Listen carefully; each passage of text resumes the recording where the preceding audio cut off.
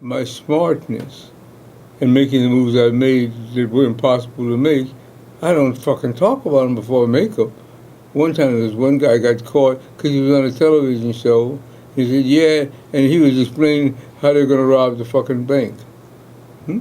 Guess what happened when he went to rob the bank? They were waiting for him. Because he had explained the holes that he had seen in their work. In the bank, the guy goes off this time and I go there, and I'm just going to go to there. And then when he's there, he's surprised that Well, so how did you do it? I kept my mouth shut and did it. It's interesting. I was reading an interview that you did in 1971 when you were on Broadway with Ain't Supposed to Die a Natural Death. You were talking about some of the obstacles that black filmmakers were encountering, and it doesn't seem like much has changed since then. The message has changed or the method? Much has changed in terms of obstacles that we as African Americans face in this industry. Can you talk a little bit about how it was that you came to become one of the first African American directors in Hollywood? Well, let's start with the inadequacy. I wasn't the first, but I made the first happen. You see, when I went to Hollywood, say 58, 59, with 3 short films I had made, and I got thrown down the steps practically. And then they said, well, then somebody came back and offered me a job as an elevator operator, or that didn't go, and then they offered me a job as a run the at a dance class. So no, that wasn't exactly what I had in mind, and so in desperation for the future of my family, I had a wife and 2 children. I changed completely. Now, remember, this was already a double whack because all the other people with me in the Air Force, when they got out, they would get jobs with the airlines because I would fly these ultra difficult secret planes, and I was a navigator on a B-47, and everybody else got a job.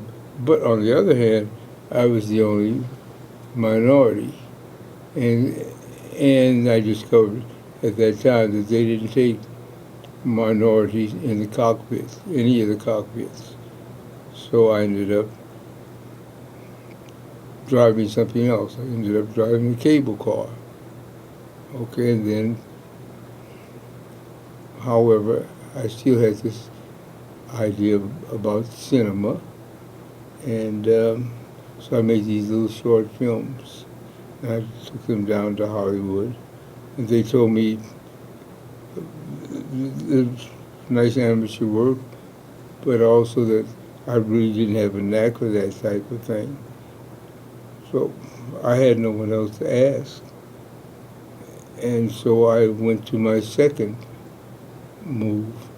I was going to become an astronomer. And because Sputnik had just gone up, and I thought that was going to be the future, which turned out in one of the ways. It was a very good secondary. And because my name is Melvin Van Peebles, I was able to go to Holland to study there. Now, one of the things that the Dutch did not ask me was that I speak Dutch. They just assumed I was an old person with Dutch until I showed up. Oh boy. Anyway, I was living in Holland getting my PhD in astronomy when one day there a letter arrived. And I opened it up, and it was just a postcard, and it says, "You're brilliant. We've seen your films. You've got to continue." Nobody ever said a nice word to me before about my film, and not a lot of nice words either or anything else, except for my flying. And it was this Cinematheque of France, and they invited me to come to France, and I came to France. And they showed my films in a little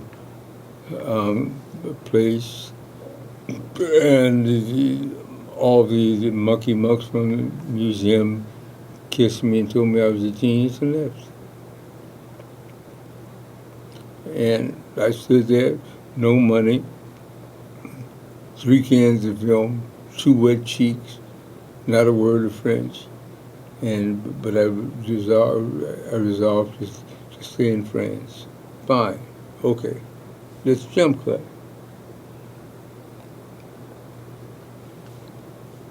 Maybe 4 or 5 years later, what happened was I was at a party, and there was a well-dressed black guy there. He's the only other black guy there. And somebody says they'll do, "Oh, you must know each other." So he was an American. And he asked me what I did. And I said, "Well, I'm a reporter. And, but I'm also making a movie." "You make a movie, or what kind of documentary?" I said, "No, a regular movie." She said, "Oh, a short film, short story." I says, "No, I'm making a feature." She says, "You're making a feature film?" I said, "Yes, sir." I said, She says, "I haven't heard of it. You're doing it for Paramount or Columbia, or he named it." I said, "No, it's not. I'm doing it. It's a French film." She says, "You're making a French feature?" I says, "Yes." Excuse me. He walked away. Comes back. He says, "It's true. You're making a feature film?" "Yeah." I said, "Who are you?" He says, "I'm the curator for the San Francisco Film Festival. I'm here looking for films." He said to me, "Are you finished with your film? Could you have it ready for the festival in 3 months in October?" I said, "Is the pig's ass pork? Is the Pope Catholic? Is cornbread crumbly? The bear shit in the woods? I will have it ready." And this guy went back and arranged that I was one of the French invitees to the San Francisco Film Festival. That's what happened. Right, and people saw that film. I won the festival. You won the festival, and it led Best to Watermelon. best movie. I'm sorry, sir? It led to Watermelon Man. I'm sorry? It led to Watermelon Man. Yes. And well, now, the next thing, of course, I got sent for from Hollywood, and they did this, and I had job offers. "What are you all doing over there with those frogs? Why aren't you here?" Etc., etc. I had those. What do you mean why I'm not here? Because last time I asked for a job, you threw me down the steps. What's up? Oh no, things have changed. I knew things were supposed to be changed because the driver who came to pick me up when I flew from San Francisco to L.A., which they had paid for, and invited me to come to talk to the various studios. The driver was a lady, a pretty lady, said to come to pick me up. And also, I noticed she didn't have any drawers on. So they weren't taking any chances. And she insisted on carrying my bag in front of me. Lord, Lord, Lord. So, okay. So you got the job. I mean, were there other forces at Oh, work? no, I didn't get the job. Oh, no, okay. Because if I had taken the job, I felt that no other African American would get a shot. So, this comes to what's happening this evening. But I had no money or anything else. And in fact, I take a collection of my friends to have enough money. I had $10 to last me at the festival. Except when I got to the festival, they put me up in a penthouse and all those kinds of things. But I wasn't taking any chances. And so I had this $10. And I lived on a park bench in a village. In San Francisco. I'm sorry, sir? In San Francisco. No. In New York. Oh, in Greenwich Village. I got back to, yes, Greenwich Village. Oh, okay. So you went to Hollywood, you turned down the job. Yeah, if I took the job, I felt no other blacks would get a shot. Because they would have, see, we're not president, yeah. So it took Gordon Parks to open that door. I'm sorry, sir? So it took Gordon Parks to open that door. So no, it took me to open the door that Gordon Parks got to walk through. They needed, and then they discovered another Negro, Ozzie Davis, and both of those two made films. So that had broken, that was the first step to break it. And they kept after me because I won a festival and I was much desired just for that reason. And a foreign festival made them look pretty bad. Right. And then after Watermelon Man, you made Sweetback. Oh. I did, but that's not how it happened. Okay. All right. This is going to take longer than 10 minutes. I'm sorry, sir? This will take longer than 10 minutes, but I do want to hear your story. This is fascinating. Well, you see, what happens is why I ask you, because what happens is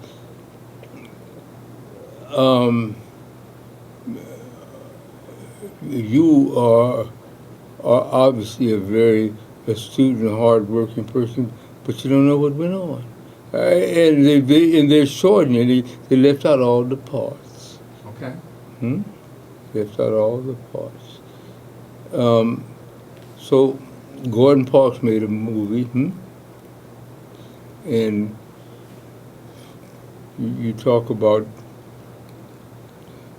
serendipity.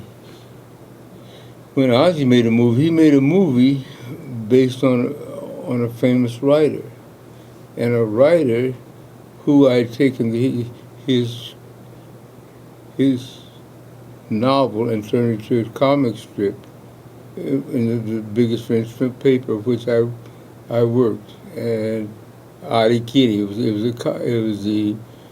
and I took Chester Hymes's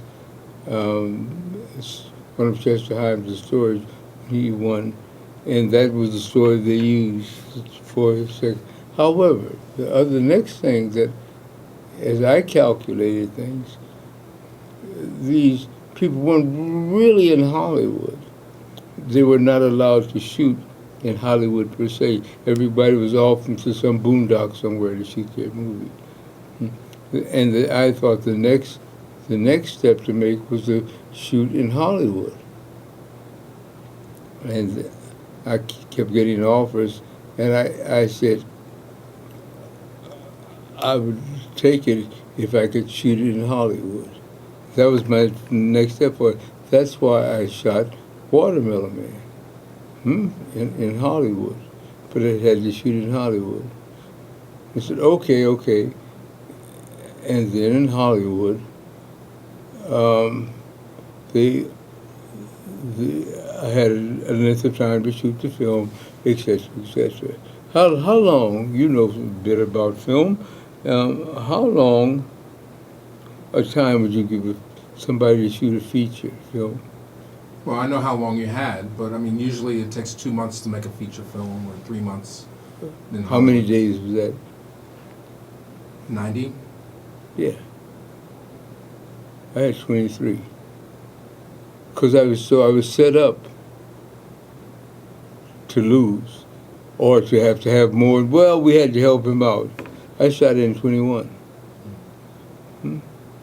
So nobody suspected. And then when it worked, they